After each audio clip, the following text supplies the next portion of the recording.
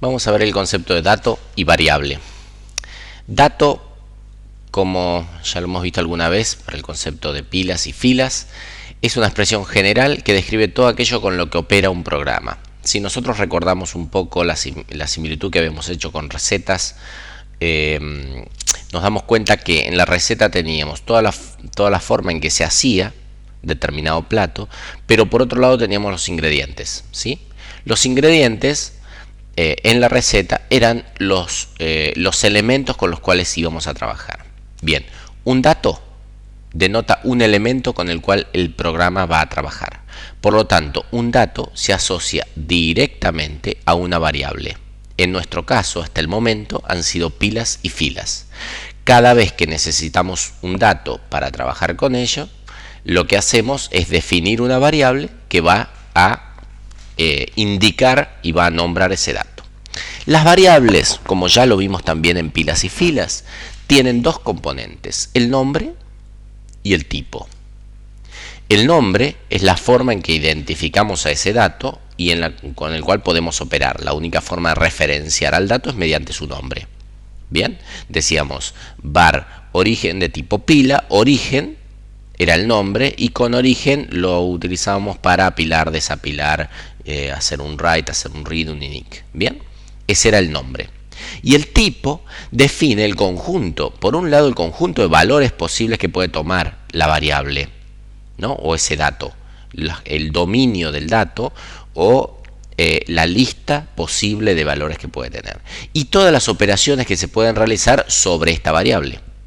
Sobre una variable, por ejemplo, una pila, podemos apilar. Sobre una fila no podemos apilar. Esto es porque definimos un tipo y dijimos, origen es de tipo pila, entonces el apilar funciona y el agregar no funciona. Bien, esto está asociado con el tipo. Las operaciones están asociadas al tipo. Entonces, el tipo define el conjunto de valores, ¿sí? Y que define el conjunto de valores significa que lo que estamos diciendo es un tipo que permita guardar muchos valores, seguramente en la computadora va a requerir más espacio que un tipo que requiere menos cantidad de valores.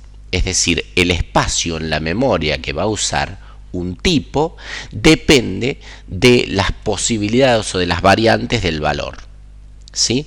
Por ejemplo, nosotros guardamos números que tenían desde el 32.000 hasta el menos 32.000. Muy bien, esos números requieren un valor, requieren un espacio para poder guardarlos porque son 65.000 números diferentes.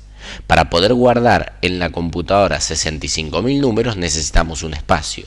Si en vez de ser esa cantidad requeriríamos 5 números, el espacio sería mucho más chico. Bien, el espacio está directamente relacionado con la variabilidad que puede tener el dato como tal. Entonces, vemos que todo dato variable necesariamente necesita un tipo. Y ya hemos visto nosotros dos tipos, las pilas y las filas, ¿sí? Vamos a ver ahora una característica o una clasificación de los tipos. Esto es, los tipos que son estructurados y los que son no estructurados.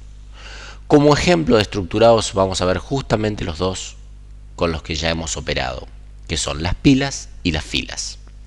Un tipo estructurado permite manejar o almacenar un conjunto de elementos. Por eso se lo llama estructurado, porque denota una estructura que permite guardar en ella más de un elemento, un conjunto de elementos. Esos elementos están organizados de determinada forma.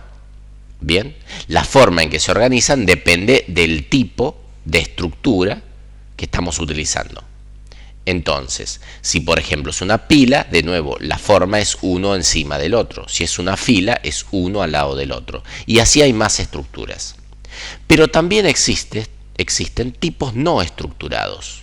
Los tipos no estructurados, en vez de permitir guardar un conjunto de valores, permiten guardar uno solo, un solo elemento.